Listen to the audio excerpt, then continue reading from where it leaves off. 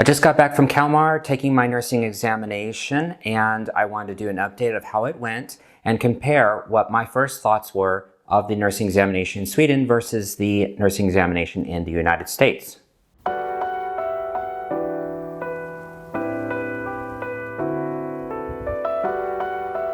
Hey everyone, my name is Brandon and I am a registered nurse from the United States. In fact, I'm actually a nurse practitioner.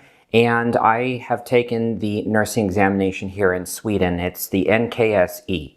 And I've taken the nursing examination in the United States several years ago. It was 12 years ago when I started my work as an RN. So that was around December of 2009, I believe, when I took the NCLEX, the nursing examination to become a registered nurse in the United States.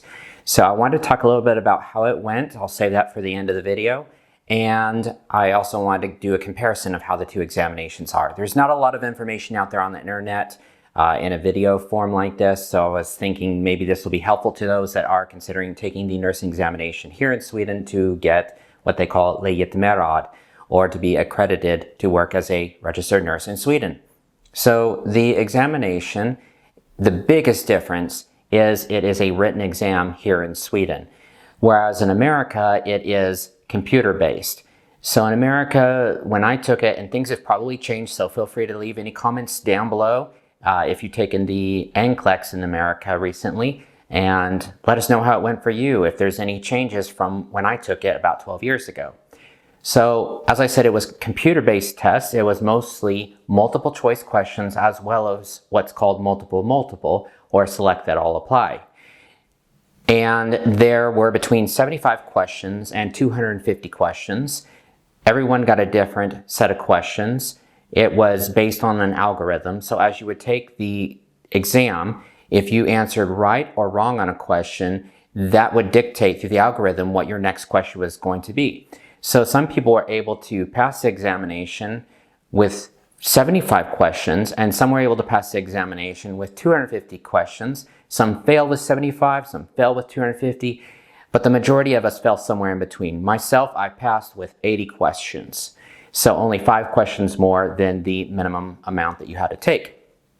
Now, the multiple questions were quite hard. If you, for example, there was a question and there was 5 different possible options, and maybe 2 out of 3 were correct answers. You had to check all those boxes. So if you missed one box, then you got the whole question wrong. Or if you checked an extra box that was not part of the answer, you got the whole question wrong. And then the multiple choice questions were as they are, A, B, C, D, or E, and you had to select the answer that best answered the question. Now, the thought behind the NCLEX back when I took it was quite different from what I felt it was here in Sweden. The thinking behind in America is you're not going to know everything there is to know to be a registered nurse. You're going to be thrown in situations where there isn't a doctor around. For example, it's night shift, and you have to make a quick call on what to do to help a patient out, because we're not computers, we can't know everything, so we have to know how to find the best answer. So you would be given these questions and you think to yourself, I have no idea. So you had to know how to, as my instructor said, play the game and select the best answer. So for example, maybe there's 4 different possible answers to a question, and 2 of the answers seem like they could work. You had to pick the most global. There were patterns that you had to look for. Now, compare that with the Swedish examination, the NKSE, and it was a written examination, which was quite a challenge for myself because Swedish is not my native language. I've only been living in Sweden just over a year. I took a 9.5-ish or so month course here in Sweden at the University of Lund, and then I've been doing self-study trying to prepare for the examination. I got my hands on some study notes from someone who had taken the exam from last year, and so that's how I prepared myself for the examination. It wasn't as easy to prepare for the NKSE as it was for the NCLEX. The NCLEX, there was a lot of apps you could download on your phone to practice different questions. If there are some apps for the NKSE, be sure to hit me up. Let me know in the comments section about those apps. I would love to know about them. I really struggle to find any apps for studying for the NKSE. Now, like I said, you have to write out the answers. And there was a lot of rules to that. For example, your spelling could be off just a little bit because they understand that this examination, and it's the same examination as nurses here in Sweden take. It was an exam for us as foreigners. There's probably about 40 or so of us taking the examination in the room. I heard a lot of them saying that this was not their first time taking it because they had failed portions of the exam before. And so, yeah, so they gave us 4 hours. Just like in America, you get, well, when I took it, you had 4 hours to take the examination. I don't know what it's like now. But they gave us 4 hours to take the examination here. And I didn't need all the time. I did it in 2.5 hours. And you had, so there were some multiple choice questions, but the format was a little bit different. It wasn't like A, B, C, or D. I'll show you some examples here on the screen of what that looked like. There were a lot of fill in the box of the right answer. The thing that I noticed that was really quite different, besides the fact that it was a written examination, is there was a lot of theory, I guess you could say. So there was a lot of memorization of different acronyms and what they stand for. And the problem with that is they're very abstract. So there's a lot of memorization that is required for things that are not based on anatomy and physiology. And I'll give you some examples of that here on the screen. So for example, there was a question about the 6 S's of palliative care. That wasn't something I was familiar with because I haven't worked in palliative care. And so another thing you have to think about is if it's been a long time since you've taken the examination in your country and then you take the examination here in Sweden, it's natural that you're going to forget a lot of information. It's like they say in English, if you don't use it, you lose it. And so I was very specialized in America. I was a nurse practitioner. I've even passed a very difficult examination for that. I'm also a certified diabetes educator, so I passed that exam on the first try.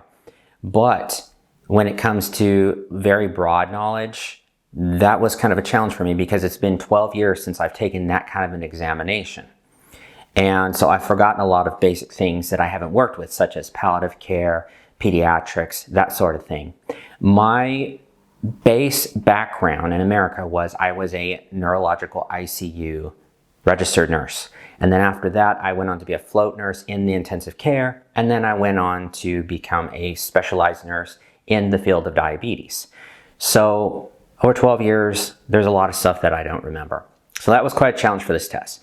The other thing, the way it works is you have 2 patient case studies. So I had 1 patient case study, and you have no idea what the areas are going to be about, but I had 1 patient case study on palliative care, and the other patient case study was on trauma. Now, like I said, the palliative was quite a challenge for me because I haven't worked in a palliative unit. I have taken care of patients in the end of life, but there was a whole lot of theory-based questions on this examination. There is 2 parts to the exam. There is a mathematical portion in the exam, and then you have the regular written questions. So the mathematic portions, I did real well.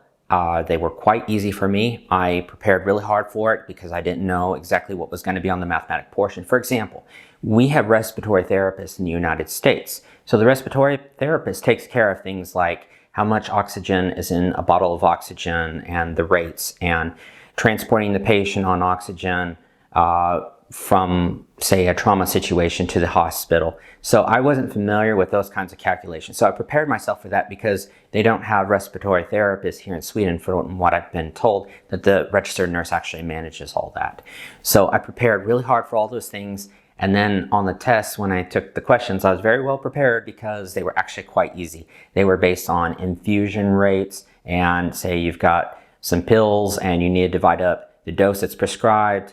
And if the dose that's prescribed is not the same amount as what is in the pill form, how many pills are you going to give? That sort of thing. So it's quite easy. One thing to note, though, on taking the mathematical portion, they are sticklers that you get it right, exactly right. Because if you're off by, for example, in America, we use a period, whereas here in Sweden, they use a comma, then you get the question wrong. And it's a very common error that people make. So for example, if you write the number 1,000, here in Sweden, there's 2 ways to do it. You can write 1 followed by 3 zeros, or you can write 1 with a space and then 3 zeros. And most common is the 1 followed by 3 zeros without the space. So if you did it the American way, where you write 1,000, that actually means 1.0. So if you did 1,000, that means 1. not 1,000. And you would have gotten the entire math portion of the exam wrong. So even if you passed on all the written part, which to me was the harder part, if you did one little thing like that wrong on the math part, you fail the whole math portion, though you wouldn't have to redo the written portion. So that's kind of the comparisons that I have. You know, like I said, the big things is it's a written test. There's no multiple choice. You have to be very careful when it comes to the math portion. If you pass the math, you don't have to redo it. You just redo the written portion, and it goes the same for the other. If you pass the written portion and not the math, yeah. So for me, the results I actually got my results really quick. They say it takes up to about 15 days to get an answer. I got the answer within just a couple weeks. And unfortunately, I failed the written portion. I failed the written portion by 2.5 points. So the good news to that is I can take the test 5 times in a 5-year period. And so I'm already planning on taking the examination. Now I know a little bit better how to prepare for it.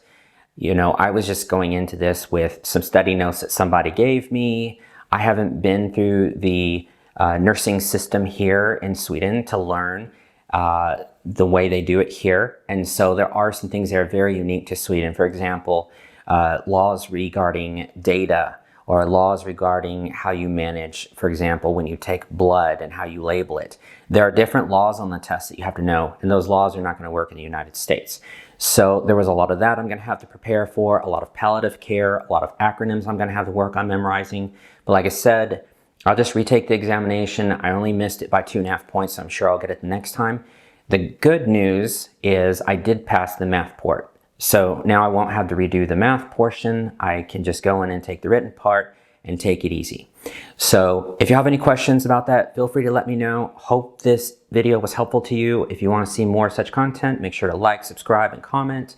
And thank you so much for watching this video. Y'all have a wonderful day. Take care.